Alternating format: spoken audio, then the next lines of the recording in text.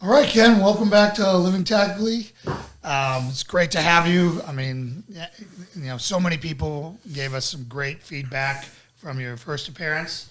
I'm glad that you've agreed to come back regularly, as long as you can. Honored. Were there any disagreements that we could take on? None. I mean, we got one thumbs down, and they never offered any feedback. So, it's just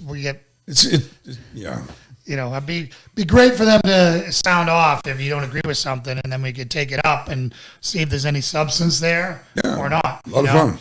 So, last week we kind of heard your story, and we kind of set the framework of brotherhood and what it means to be a Christian man, right? And particularly the head of a family. And I kind of want to get onto that today, and then kind of dig a little bit deeper in that. But first, I think we owe it to America and the crisis that we're in today to kind of get your unique perspective. I've heard you speak on this from the pulpit. Being a white male raising a diverse family, and dealing with this BLM lie, and and kind of offering some insight from you, because I'll let you tell your family's, give your family's ethnicity and the challenges that you're facing, or not, or the lack thereof. Yeah, really none. Right. Beautiful thing. And then kind of go into the biblical context of it, because again, we kind of talked about that a little bit earlier, when we were having breakfast together, about how we're all descended from one people. Exactly. So why don't, first talk about, what your family dynamic looks like. Well, the deal right now is that the spirit of Antichrist at work in the left.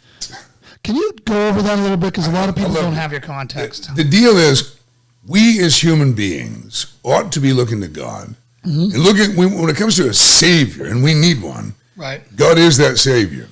The spirit of Antichrist is behind every single human movement that would instead have us looking elsewhere.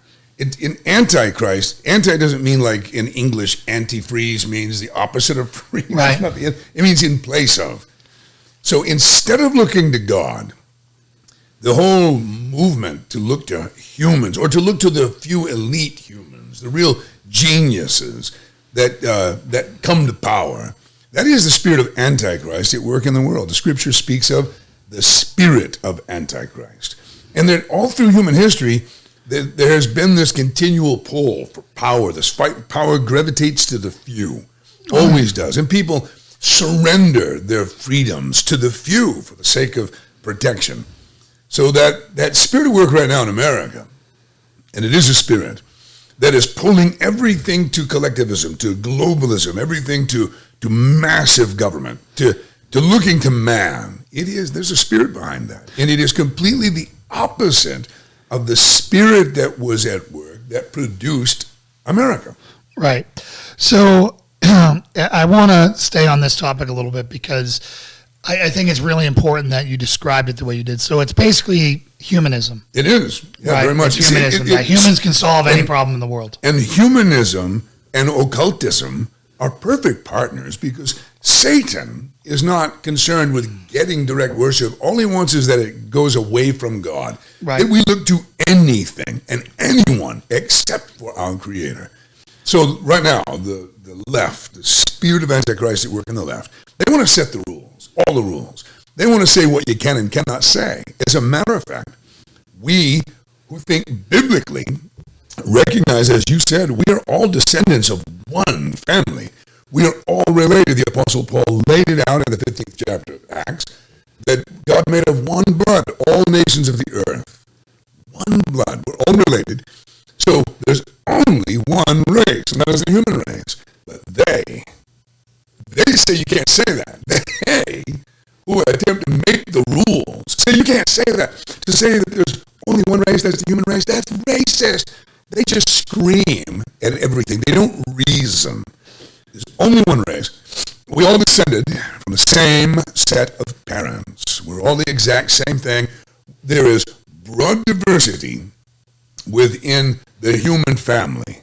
ethnically. That's a reality. Our original humans were no doubt middle brown. And Right. we've all gone in directions to darker to lighter from that original couple. But my family is, I am about as Caucasian as I guess you can be, at least according to my, ancestry DNA Yeah. and all evidence. My paleness and my blue eyes. I am the spitting image of a great-grandfather who came from Stockholm, Sweden. And my wife was a California Creole. She didn't know she was a Creole. Can you go into what California Creole is? Yeah. Not to be confused with the California condor, Yeah. which is an endangered species. Right. But so if you're a Creole in the South, Creoles are as African in origin as they are European in origin. The French, Louisiana, the French, they are lovers. They love everyone. Yeah. And the French produced really the Creole. They're African, Haitian, and French with some Native American. But they're an individual ethnicity. Well, but in the 1940s, when my father and mother-in-law were living their lives in the South, in Louisiana, if you're Creole, you only had two options because you're not welcome in the black restaurant. When Jim Crow was happening, you were not welcome in the black restaurant or the white. You're not black enough or white enough. Yeah. So there's a group of people, long forgotten, that also suffered racial bigotry, but they got it from both sides. Right. So if you were a Creole, you only had two options. You either stayed in your Creole community. You formed communities, your own villages, your own restaurants, and your own churches, as was the case in Cane River, Louisiana, and Isle Brevel. And this is where my father and mother-in-law came from. But the other option was to move to a major city in the United States and do what they called passing. Pass yourself off as fully Caucasian. Right. A French last name, as my wife's family did. They were Prudhomme. And the Prudhommes moved to Los Angeles. They have 5 kids. One of their kids becomes a world-famous drag racer. Don, they call him the Snake, Prudhomme. But he grows up with a fake history. His parents, my wife's parents, were so committed to passing that they completely made up a history which they passed to their children about coming from Texarkana and other places. They never told their children that they're Creole. Wow. They didn't want them to identify themselves as Creole. Their experience back in growing up in the 30s and 40s caused them to conclude that this was a better path. They went to Los Angeles, and there they were French. And so my wife grew up knowing none of this, except that her parents were also severe drunks, and they'd get drunk and fight. And in the drunk fights, there were all these little bits and pieces of information under the effects of the truth serum. Right. And they kept hearing about Cane River and Cane River, blanket and blanket. That they always wondered about it, but it wasn't until my mother-in-law's death that my wife started doing a bunch of reading. And she'd been reading and discovering all the family names and this whole reality about passing. She found Cane River was most likely where they were from.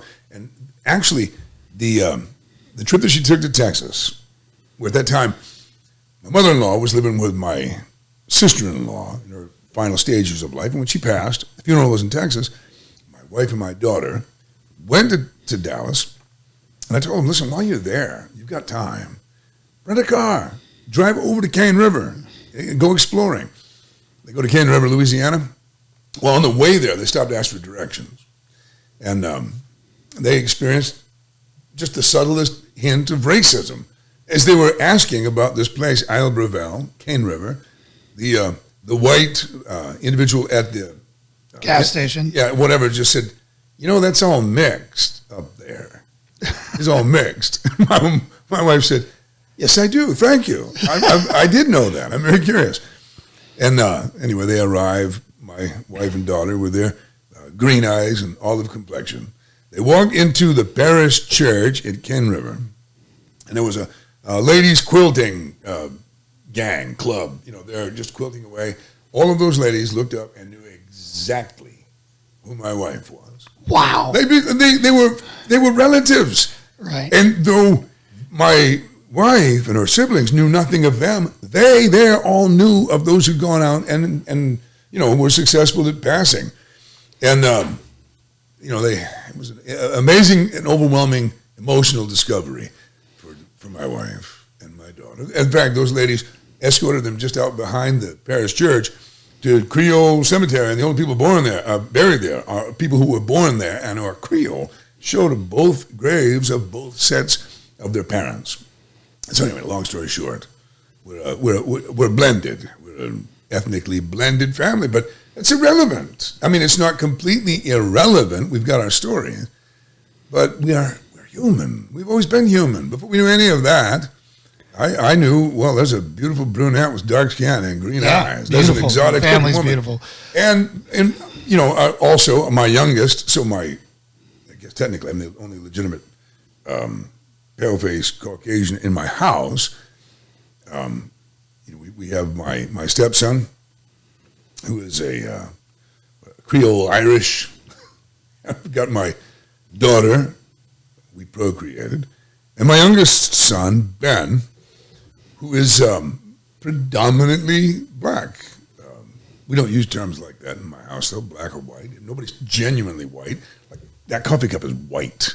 I don't know anybody that color. Right. And that chair is black. I know only a few friends of mine who are close to that. Travis, and when he does, you see Travis's shoulders. I told him, you got to get outside. I got some brothers in Sudan, some good friends who are almost as dark as that your chair. But generally speaking, humanity is just varying shades of brown. Right. And that's how we talk in my house. My son's, in fact, there was an occasion when my youngest, Ben, who's now a giant, as you know, 13-year-old giant, he was about 4 years old. And he'd observed the differences between me and him. He's trying to understand it. Mm-hmm. He was asking me, Dad, when I grow up, is my hair going to become like yours? And I explained to him, no, son, the whole concept of adoption, you came from another woman's tummy, and another dad planted the seed, but you were given to us. And so you've got different genetic information. Trying to explain that to a little boy. But in complimenting the coolness of his hair texture and the color of his skin, I guess apparently I overshot. Apparently I went too far because we were sitting together down at the lake that you know so well. We were sitting on that lake with our feet in the water, and he looked over. My little boy looked over at me. He goes, Dad. I said, yes, Ben. He goes, we need to get God to give you some brown. So he's like feeling bad for me. His concept of God is great enough that God can fix this, but he saw it as a deficiency. But I said, well, I got to wait to heaven to get my brown. And I went, wait a minute. No, you are my brown. I got my brown when I got you, man. So Ben is, he is my son in every way imaginable, except genetically. I made no genetic contribution, but it's irrelevant. Right. This is my son. Well, I really admire your relationship. My dad and I, we have a great friendship now. Yeah. But he wasn't around for the first 20 years of my life, basically. Yeah. And, seeing, when your son has problems that he calls you, like when conflict comes up, and hearing, the warmth, and I just really admire your relationship, and it's really a manual for fatherhood for those of us who haven't had models, and again, I'm sure you're going to say you found that in the Bible, because every time I ask you a question, like, again, you grew up fatherless, just like, we answered the question last week on where you found your brotherhood model, and you had mentioned that you'd found it in the Bible. Yeah. So, did you basically, when you were fathering all your children, so many people's reflexes to do what was done to them. Right. So, did you just set out to say, hey, I'm not going to do that, I'm not going to be that, and do the opposite? Or let's talk a little bit about that. Everybody that has multiple children, their children will testify that they've all got different parents. Yes. Your oldest kids are all your test drive kids. Yeah. You're high strung. You're stressed out. Yeah. You're trying to survive. Yeah. Just, you've got entry level jobs, and you're trying to pay the bills with those. I mean, the older kids got one experience, and then the middle kids got a different one, and the youngest one. And my kids are all spread out. And they're like, let's see now, the 42, 32, no, 40, 43, 33, and 13. So think about that gap. Wow. The youngest got the best parents. The youngest, he's got grandparents, basically, that are his parents. And they're mellow. They're not uptight about anything. They've seen it all before. So he has a completely different experience. And I will tell you that I learned so many things the hard way with my stepson, my first. And, I'll give you an example. I had this concept of manhood. But I frustrated my oldest, Micah, with a philosophy, which I don't know where I got it from. My philosophy was, listen, you act like a man, and I will treat you like a man. Act like a boy, then don't be shocked if I treat you like a boy. And that was absolutely ass backwards. Pardon the expression, ladies. It was completely ass backwards. It should have been, and I discovered it in the process of his being a teen. And actually, my stepson, he got some minor legal trouble. He was on probation, and he wanted to pursue this lifestyle that was completely contrary to living in, this preacher's house. Right.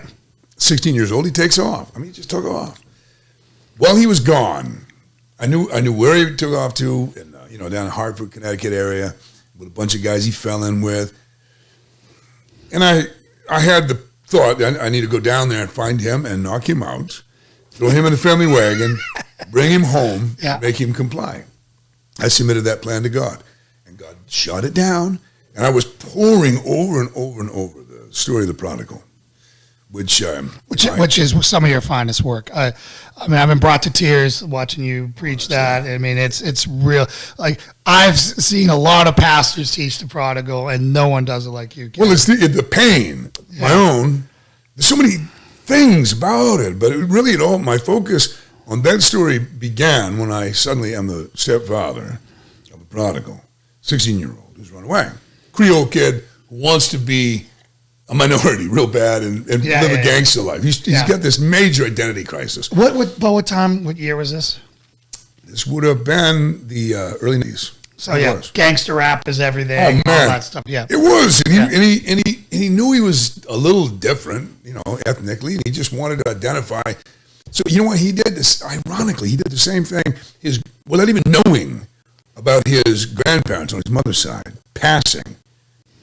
He goes to Hartford, Connecticut area and passes. He's passing himself off as Puerto Rican kid. Instead of Micah, named after the prophet, which his mother, gave him that name, instead he's Puerto Rican Mike. It's unbelievable. And he's doing this whole thing. He's embarrassed. I'm bringing this up. He's so humiliated about the pictures, all the gangster. His whole identity. Then, that guy grew up and became a soldier, an honorable soldier, and a member of law enforcement. He left with it. Now, I'll tell you what happened. Was knowing where he was, I think I got to get down there and get him. And then praying, fasting, praying, weeping, going over and over the story of the prodigal, the Lord opened my eyes to the fact that I had it backward. That I never gave him a rite of passage. I had been waiting for him to become a man. That's not how it works. Manhood is conferred. And I realized my error. Then God put it on my heart to take a journey, go find him, and give him that rite of passage. Give him the announcement. You're not a boy. I was wrong. I've been wrong for treating you like a boy. You're not a boy. You're a man. So I take the journey. I find a kid that can lead me to where I can find him. The kid goes in the house. I'm standing outside in the street. And my stepson comes out of the house, and he sees me and just hangs his head and just heads for the family wagon, assuming that I came there to knock him out and bring him back to make him comply. He was going to go without a fight. It was kind of exhausting. The whole experience wasn't that great. And I have to step in front of him and go, no, Micah, you misunderstood why I'm here. I didn't come here to take you back. I came to let you go. I failed you. I've been wrong. I've thought it wrong. I understood it wrong. And I explained to him, I've been on this discovery. I need to tell you, you are a man. You know right and wrong. We've taught you about God. You know God's commands. Right. You answer to him now. It was not a real ceremonial, but it was a ceremony where I just said, from this day forward, you're a man. You're not a boy. I'm not kidding you. Jay, it was like an exorcism. It was like going, foul demon of gangster come out. It was like or foul demon of adolescence. And I'm not kidding you. He changed in a moment. That announcement coming from me, his stepdad, changed him. He's standing there trying to process it, and all of a sudden he's looking at me with man eyes, not boy eyes. All of a sudden he's looking at me. Now, every decision he made was not great right away, but it sent him in a direction. He was on a trajectory. And the first thing he said to me was, "Can I get a ride back with you?" And I go, "But Micah, you got a probation officer going to put you in teen jail. You know that. You violated probation, you cussed her out, you got trouble back there." And he goes, "Well, I guess I better go deal with it." And that was like really manly. Yeah. And the next day, he spent his last night in our home. The next morning, he said, "Will you give me a ride downtown? I got to turn myself in." And I'm not kidding. Everything that he did from that point, ultimately, incrementally, landing him in the United States Army, in the infantry. As a matter of fact, once he was in the National Guard, making a living in the National Guard, serving, but, making a living. And it was when our nation was attacked in 2001 that he wanted to fight. He wanted to avenge the nation. Like a lot of young men, he signed up. He transferred to the Army and got himself in infantry and had some achievements. So with regard to parenting, I learned all kinds of things the hard way with my first. And needless to say, a daughter, that's another creature for a dad. You know what I mean? You can, when it comes to, corporal punishment, when you got to spank a little boy, yeah, honestly, you'll find yourself, you hear some parents saying things like, it's going to hurt me more than you. Yeah. Not with a son. You go, "Son, trust me, this is going to hurt you way more than me." But with a daughter, oh man, it'd break my heart. I think I remember 4 or 5 times in her early years, which is when corporal punishment is your only option, when they don't have reason. A whole lot of, they don't understand the concept of time, or they don't have language. There's nothing but a sword and a hiney that's going to get the attention. And that is why the scriptures say you spare the rod of correction, you spoil the child. Obviously, as a workman, you don't want to have just one tool in your toolbox. You need a whole bunch of tools. And as a parent, I have discovered biblically that there are 2 primary tools that ought to be in every one of our toolbox. One is a reproof, the negative, a reproof or the consequence, the actual punishment. The other has the power of commendation, our praise. Our praise is more effective tool than our reproof, our expressing our disapproval, our approval. It's everything to our children. Even the kid that acts like it doesn't matter. It's just lying. Yeah, my grandfather did the best he could raising me. He was busy, massive age gap. He didn't have any real parents. He was an orphan, molested in Catholic orphanage in Newfoundland. Totally soured his heart towards God, and and it's so funny. I kind of remember the kind words he said to me. Yeah. But the ones that stick with me was every time he put me down. And he was a jokester, and he did it in a way. But it's when you're at that age of forming, all you want to know is that they think highly of you. Exactly. And he did not know that. He did not know that. He didn't understand that. He was off in the Merchant Marines peeling potatoes because, he wanted to get out, right? And so, that's something that I've taken with me and made a vow that my kids will always know how I feel about them. Man. And your experience is part of what God uses. It's a crazy thing, isn't it? That that we knew what was missing. That even those of us who had the worst childhood still have a reference point because we know what we wish we had. Yeah. And sadly, your grandfather, no doubt, is thinking he's making all the necessary statements by providing housing and food. Yeah. And that's far too many men think that way. Christian men think that way. And it's, yes, on one hand, we have to tell the men, are you grown up now? Stop your whining about what you didn't hear. What? Did your father beat you? No, he didn't beat me. Did he feed you? Then he said, I love you. But they're frustrated over the fact that he didn't say it. And I get that. So on the other hand, we need to encourage them. You just hang on to that and make sure that you don't pass it on. You hang on to that pain and let it be a good thing so that your children hear the words, I love you. And more important, they hear your commendation. I had this one buddy. He's had some success in the Marine Corps and then went from the Marines to the FBI. And Luke and I have done some traveling together. And so, you know how it is when you're traveling. Mm-hmm. Time zones, you're up late, and you just keep talking life. I would love listening to him talk about his dad. He always knew his dad was the scariest man in the world. He didn't know why. Not because he never did anything to scare him. There was an intensity to him, though, that made him scary. It wasn't until, check this out, it wasn't until Luke, was in the Bureau that he actually was able to dig in and find. His father's a government agent, had been tortured in 6 different countries. And, wow. and he's not a traveling businessman. He's like a movie. Yeah. His dad is not. He's Jason Bourne. Exactly. Yeah. He makes that discovery. Well, describing what it was like being that kid of that guy, he said his dad was very sparing. He's not a long talker. He always made you wait for it. Every action, every deed, achievement, good or bad, his dad would bring it up, he'd be confronting him, and it was only going to be one or the other. Either he would look at you and go, smart. Or he would look at you and go, dumb. And Luke tells me, growing up with that, you'd be hanging on it. Yeah. And to hear smart, it's like, yes, it was a positive. Yeah. So instead of doling out all kinds of flowery words, he made them starve for the 2, but those 2 really worked. They produced some great sons.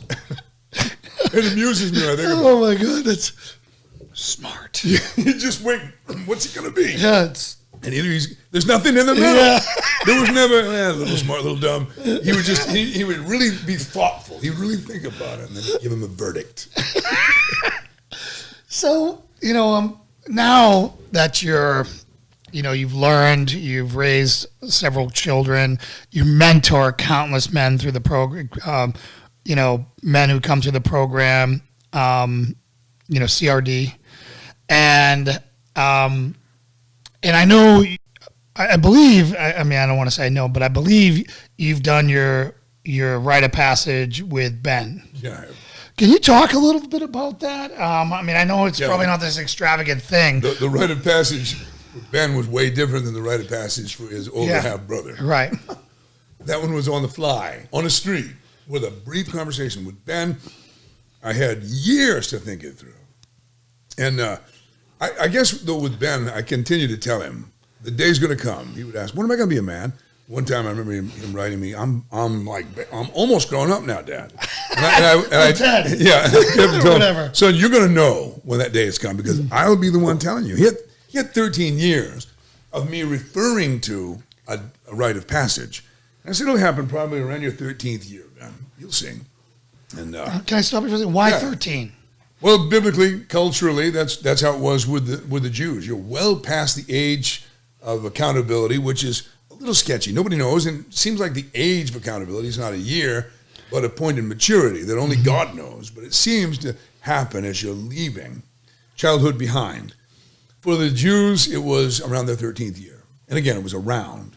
So it's not a date on the calendar as much as it is a level of full development of faculties. Right. So, just to go back, because we used to mature very differently. At 18, you were a man with a family and your own farm. And believe it. 100%, that was, even sooner, right? Oh. And then now we're treating children like men like they're children when they're 26. John Quincy Adams homeschool. He was a homeschooled kid. 14 years old, he's an ambassador for the United States. At 14, knowing 5 different languages that he can speak and write in. So you know how it was in the old country. In the early days of America, you could be an officer on a ship and be in your early teens. Yeah. And so, it was very different. But 13, it is a matter of full development of faculties. And, I told Ben I was going to be around that time. And I let him know that there'll be a ceremony between me and him. But he had this mental perspective, this perception. And I talked to him about throughout his childhood, you got to confront your fears. You cannot obey your fears. There's legitimate fears, there's illegitimate fears. And you've got to confront them. You cannot be a slave to them. And, so a rite of passage would involve confronting your fears, taking a stand and acting in courage. Well, he thought, man, what are we going to do? We're going to go swim in the dark with the sharks, right? He knew he's going to involve the ocean because he's got the shark thing you can relate to. Yeah, I totally get it. Yours is trained and earned. He was born with it. Yeah. And I said, just don't worry, bud. That day will come and I will be with you. I'll be with you when you got to deal with these fears. Well, the day came, and the cool thing was, though we had a very important ceremony, and that ceremony involved all of the men that were playing a role in his life. Everybody who had either taught him Sunday school or the middle school youth pastor, or they, like Travis, they've been my assistant. They also did time screwing up in front of Ben and wiping out and then getting back up. There was a group, as I recall, about 12 of us that all sat around Ben, put him in the middle.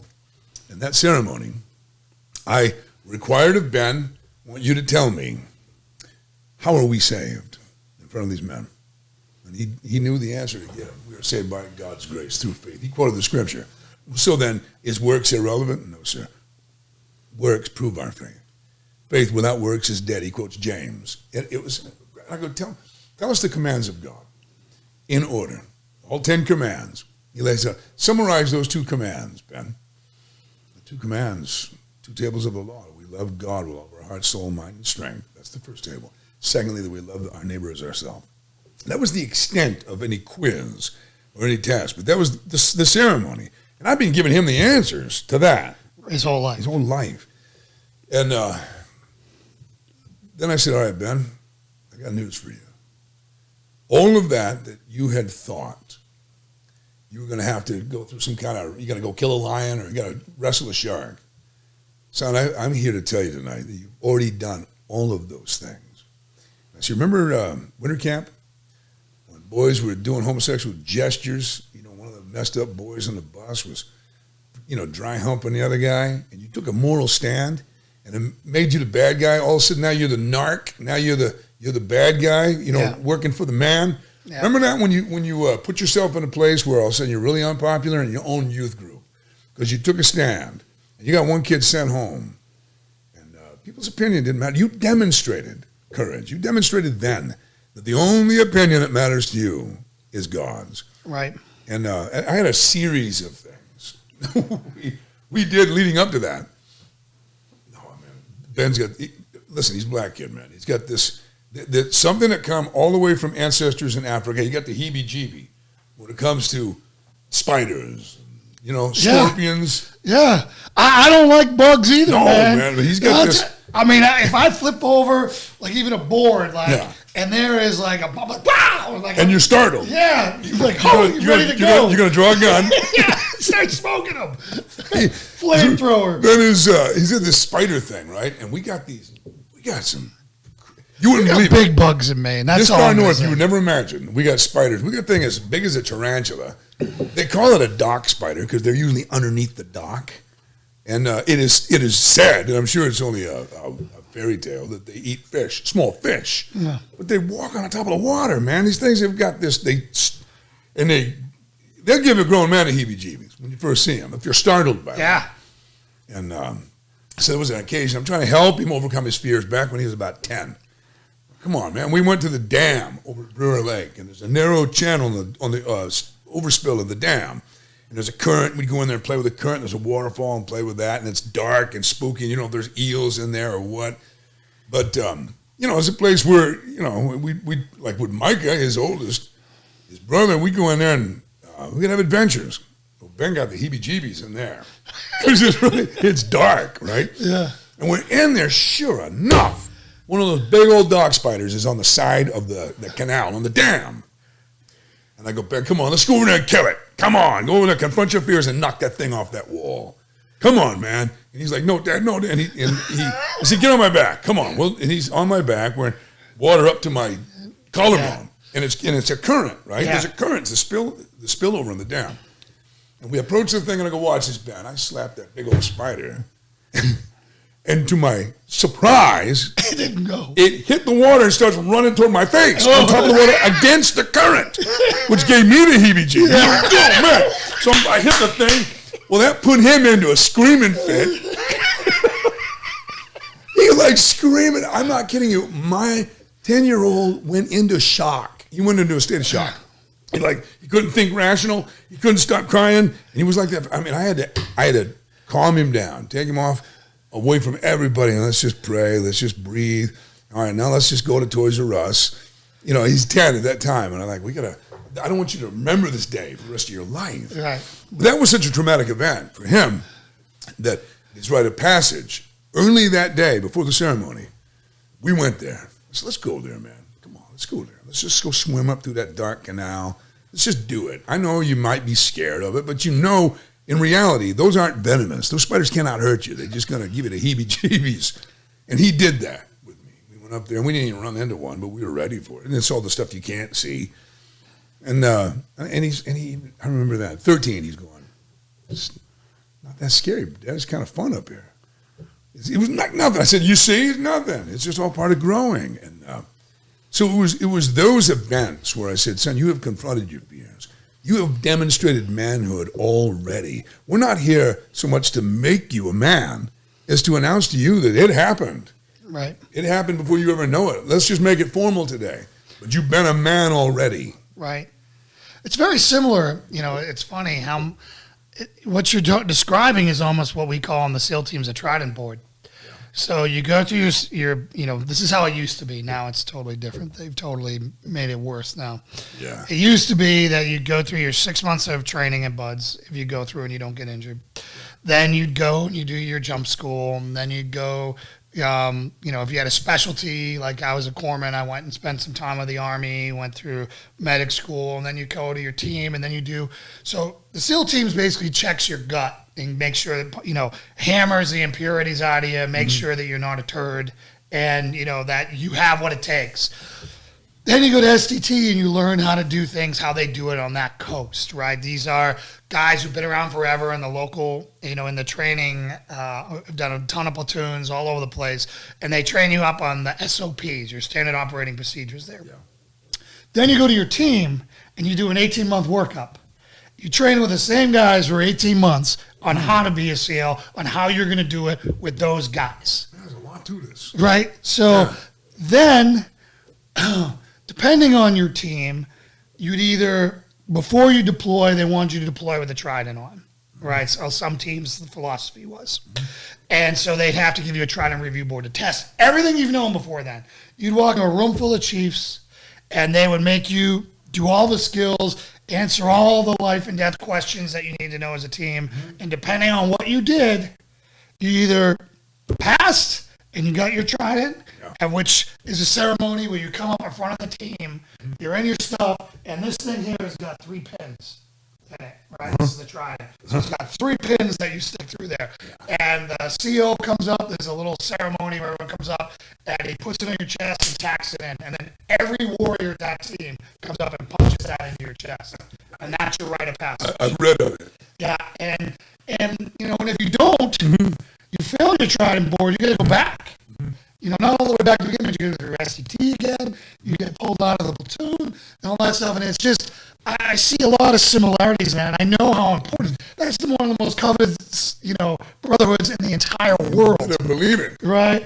And, and I think it's great that you're doing that, but you're doing it more in depth than what we did, because you have access to this child from day one or day early in their life, and you're forging that person, that warrior, the whole time. Yeah.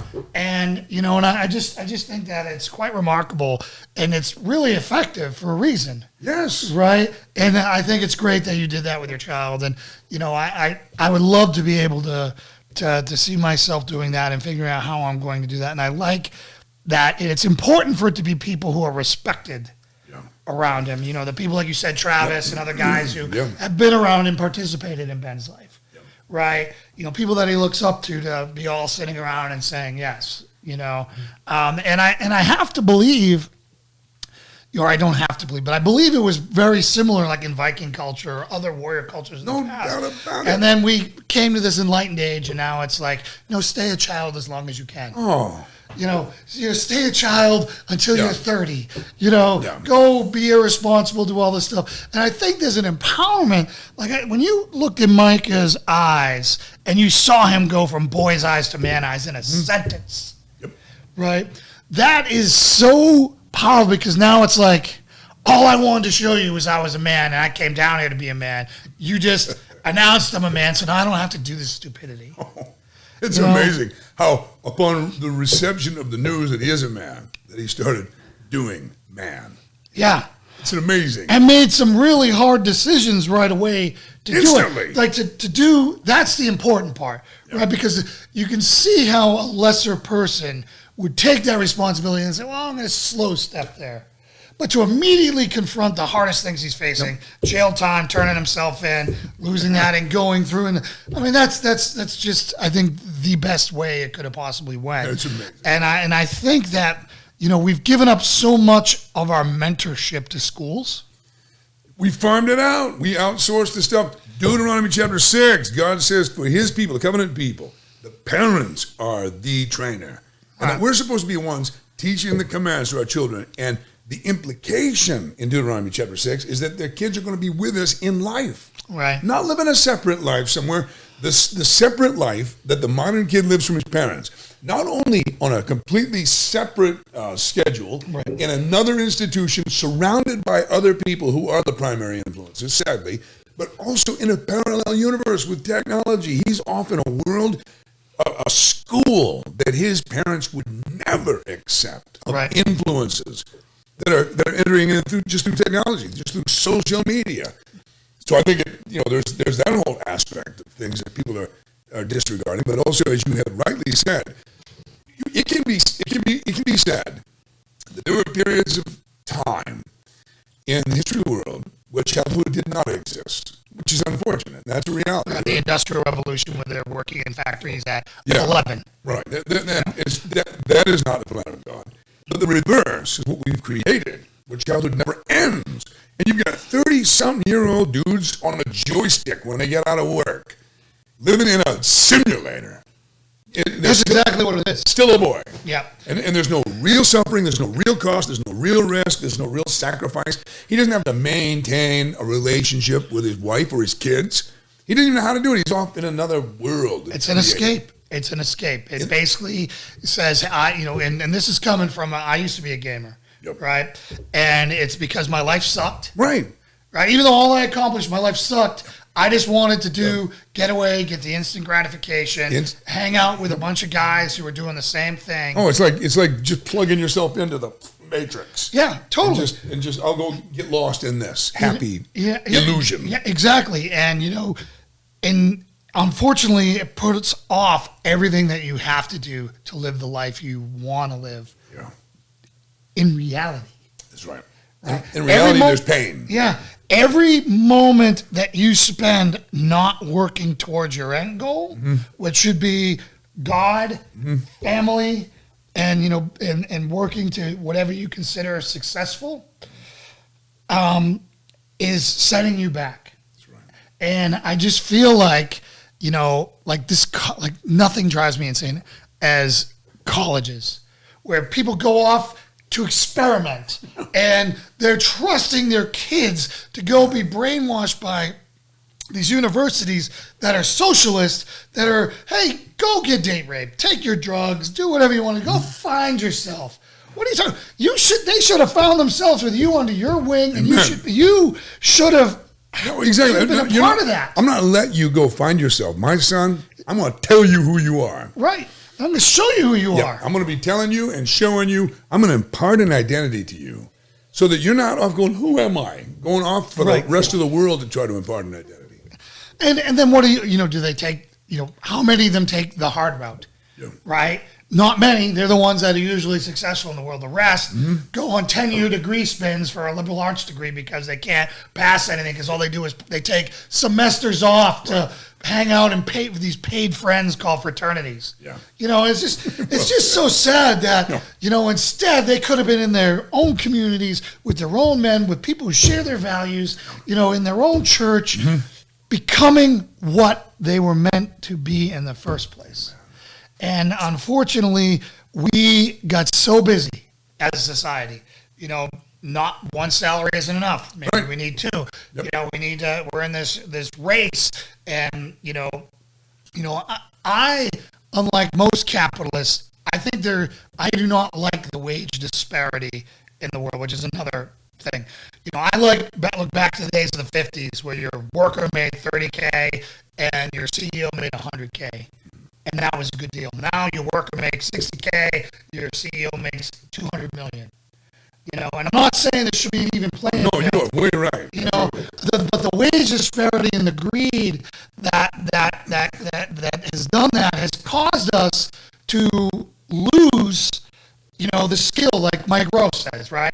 Like right now, be a welder, be a plumber. You want to have an empowered life where you get to set your own hours, do whatever you want. You pick up a skill. Like that's the best thing about the COVID-19 right now is we have figured out that who is necessary and who is not necessary. Not only that, but as a result of the government's response to this COVID thing, we're going to see, one writer says as many as half the colleges in this country are going out of business. That would be the best thing ever. Yeah. In my opinion. You want to hear me complaining about it. Right. The sad thing is government's been involved in two things and they've totally screwed them up.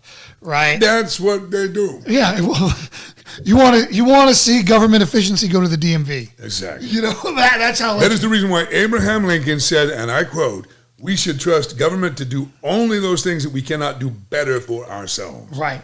Exactly. But it's like they got involved in colleges. What's the one thing that has inflated more than anything? College education. Exactly. You're paying, I don't even know what it is now, but a Boston University, $64,000 to go get something to get something to get online. Yeah. Without the partying, without all this other stuff, and still contributing and maybe not graduating with, $100,000, $200,000 in debt for a women's studies degree. Yeah. That's the problem, right? So, again, I think that if we won't go through this mentoring process, that we teach parents how to be parents, right? There's a lot to be said about the greatest generation, and then baby boomers, and then where do we lose our way? In that, and it's taking the God out of everything is what we're and that's the truth. Taking God out and the pain out.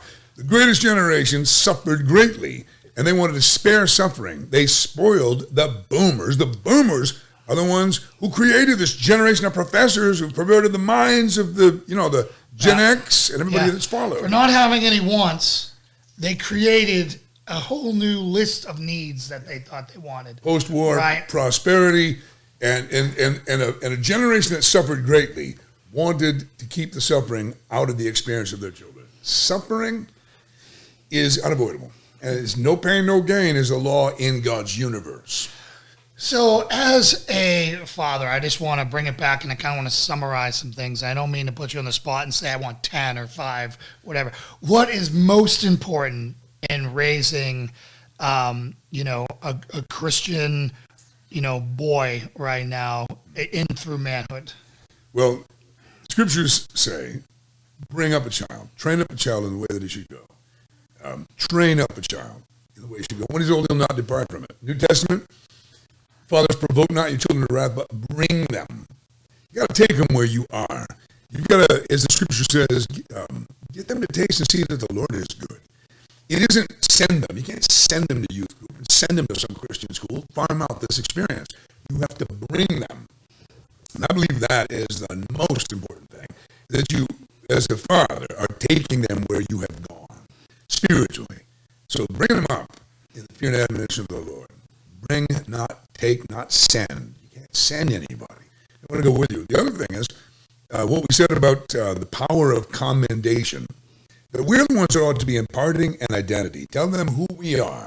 Tell them who they are in light of who we are, and who we are in light of who God is. And then, when they're living up to that identity, commendation. I tell you, the thing that we praise is the thing that our children will excel at. Important that we who are raising daughters, that we dads don't go on and about, what a pretty daughter I have. Or we're going to create the impression in that girl that that's where value is. Right. No, we instead are going to commend courage in our daughters and clarity and virtue and wisdom. Yeah, so I want to save daughters for the next part, right? Because I think that's another challenge, right? When you're testosterone incarnate, Yep. And then trying to find that balance, and it's the Rubik's Cube of... But commendation Yep. for our sons, that the Son of God heard at the day of his baptism, the voice of God the Father ripped the sky open to shout to the world, this is my beloved Son, in whom I am well pleased.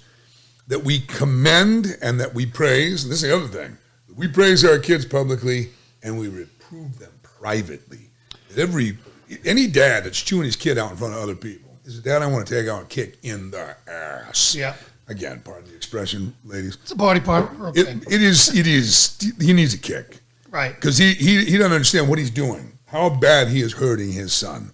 That reproof needs to happen privately. You take him off to the side and go, listen, you are not right now living up to what we are. So you need to, what you're doing right now. The reproof ought to come privately, but praise ought to be public. Yeah. We ought to be telling people how proud we are of our son and boasting of his achievements, boasting of his character, of his virtue, of his good choices. The power of praise. And then, obviously, when I said bring them up, that means providing an example, that we are absolutely what we expect them to be, that we're being that. And when we fall short, that we humble ourselves and we admit it, we ask their forgiveness and apologize to our kids. See, I think that might be one of the stumbling blocks that are out there. I think a lot of parents, unfortunately, don't feel like they want better for their kids. And I don't think that they see the God-ingrained greatness that they have inside of them that they can impart upon their children.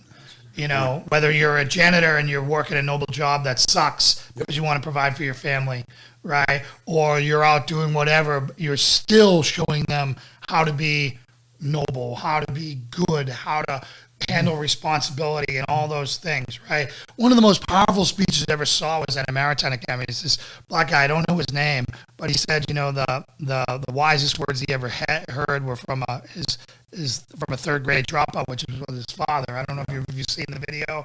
I'll show it to you. It's going to impact upon you. And it was just one of the most, powerful things. He's like, his wife asked him, why do you wake up every day at 3:45? And he's like, because I want my son or my kids to, if they ever get up, to catch me in the middle of excellence. And just stuff like that. And I probably butchered it, right? I should have watched it before this podcast. Well, that's pretty I didn't know cool. we were going to talk there, but this guy is just a powerhouse. Talking about his dad, and he's like, here he is. He's got all these degrees. His other son's or his other brother is a judge, and he's like, the wisest man we ever know was our dad, who was a cook, a third grade dropout and a cook.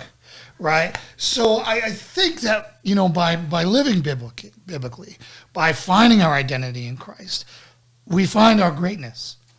And it's not so much our achievements, right? It's what we leave behind, which is our families, that are the measurement of our success, who we've mentored, right? Like the mentor, to me, is the most powerful, influential, successful measure you can have. It's like, who have you taught to be better, right? Who have you, helped be saved, by doing that. Yeah. And then who are they affecting? Like, we're force multipliers, And so I really think that, so I kind of wanted to wrap this up with, asking you, put yourself in the shoes of, a father who hasn't had what, who's in a beta church right now, doesn't know where to go, right? Doesn't know how to take the steps to live the lives that we're doing. What do you recommend to him? I mean, I know you have your podcast. I know you have your teachings all the time. Not your podcast, your teachings, your YouTube channel, and I know not your YouTube channel, your Facebook stuff that you do. But where do you recommend? What are some resources? I mean, I know you're going to say the Bible, right? But when you read the Bible and I read the Bible, I need your eyes sometimes and your understanding, like to read a parable and what you pull from that. Sometimes the average person is not going to get. In fact, most of them are not going to get that, right? You, since 13 or 9 or 7, have been meditating on those and a full, profound meaning through that, through other, pastors who've imparted knowledge on you and your lifelong quest to understand our Father. So where would you send them? I would recommend that everybody take a journey through the whole Bible with audio. We got the technology to do that, right. And a wise man could capitalize on drive time. Yep. And go through Bible exposition. It is what the resurrected Savior did on the road to Emmaus in the 24th chapter of Luke. That he, beginning at Moses and all the prophets, expounded unto them in all the scriptures the things concerning himself. That verb, expounded. And those two disciples said in Luke 24, did not our hearts burn within us when he talked with us on the way, when he opened the scriptures to us? Scriptures need to be open. I get that. There's a need for a teacher. So I recommend every single man, every single dad, take a journey through the whole Bible with a teacher that he can receive from. There are good ones. I've got the audio archive available on our website. They're way better than me. My pastor, Pastor Chuck Smith, highly recommend it. He's got a couple, the 2000 series, that he goes through at a high speed and hits the high points. But that kind of a journey, Pastor Joe Focht, Calvary Chapel, Philadelphia, you want a thorough Bible teacher, get that German Focht, that guy, the thoroughness. With Can you spell that for anybody out there? I won't ask you to. Just go CC Philly. Yeah, CC Philly. I think Focht is F-O-D-C-H. Yeah, whatever, yeah. Joe is one of the best, but pick a teacher that you can receive from and go through the whole Bible. I believe in balance, and I believe in the Bible exposition. I think sermonettes make Christianettes. Topical studies make topical students. But if we just let the whole Word of God speak, every single dad ought to have put himself through that course. That's an easy course to take. Right. All it is listening. You can listen while you work. If you've got a job where you can put headphones in and have your hands busy, take in the Word. I love the audio Bible. I love it when there's multiple actors with different voices and all that stuff. But even better when somebody is reading and, as we say, splaining. Reading and splaining. Giving the sense. Here a little, there a little. Not somebody who's going to get all, give you 3 points in a poem. And go all Spurgeon. I mean, I love Spurgeon, Prince of Preachers. But what we need are people who are going to give us meat and potatoes and help us understand, here's the principle that we just read. And doing that, going through the scriptures, every single individual should do that, but especially if you're a father. How can you give what you don't have? Where are you going to get what you don't have? From the Word. So in your works, the sword, the spirit of the sword, the God's sword. God's sword. I have that. You want to talk about what your idea was with that and what that does, and maybe somebody out there will grab it from you and support Calvary Chapel and do it, because we got those little thumb drives. One of my assistant pastors took it upon himself and did that. I didn't even know what was happening. He did this whole project where he compressed the entire journey through the Bible onto a thumb drive, and they're available like cost. Yeah. They're that little thumb drive. I'm pretty low tech. You are way high tech, brother, to compare to this moron. I am a real low tech, but I understand that he is plugging into stuff. So I'll tell you guys, since I've been in it, might be a little low tech. You've got two in there. You've got two complete journeys through the Bible. You did one earlier, like several years earlier, because it takes you a long time to do it, and then you have one. It takes me a long time. Yeah. Now, in there, do you go through the Bible word for word, front to back, in the entire works? Whole thing. So if somebody were to buy that and start through it, they would start with in the beginning, and they would add. Of course, you can start wherever you want. You can start at the beginning of the New Testament. Right. And going through the New Testament, so many references. I'm going to keep taking you back. It's kind of like the backstory. Right. keep going back. All the time we're going through the New Testament, we keep referring to the Old Testament to put it in perspective. And ultimately, the New Testament is the fulfillment of the Old Testament. Yeah. So they're all intertwined. Yeah, one of the challenges I hassled your poor front office lady. I can't remember. I've met her since, and I'm terrible with names. Yeah. I'm like, you got to send it because I'm driving from Virginia to Boston, to Bangor. Yeah, Bangor, good catch. Bangor, and I need this to go through there. And then there's some challenges on it. If you're not listening to it on your PC, like you rip it, put a playlist and categorize all that stuff. But I will help anybody who wants to reach out to us on how to set that up so that it's seamless and you can just plug it in or plug it into your phone and it'll just take off. When I literally plug in my phone now into my car, it starts where I left off. Okay. Yeah. You can do that? Yeah, you can do that. Oh, man. What are they thinking next? But honestly, I don't know how to do much of that. But I can go online and any passage I want to know about. I want to hear this guy's perspective on it. And I appreciate guys who are true to the word, who have a love for the word. And so they're not going to give me something stupid. Right. I want to hear, what is God saying? And is that consistent with everything else that God has said? So one of the things, before we wrap up here, I know you use a lot of New King James, and I know you use the ESV, the English Standard Version. Yeah. Sometimes when I don't understand a word, I use those too.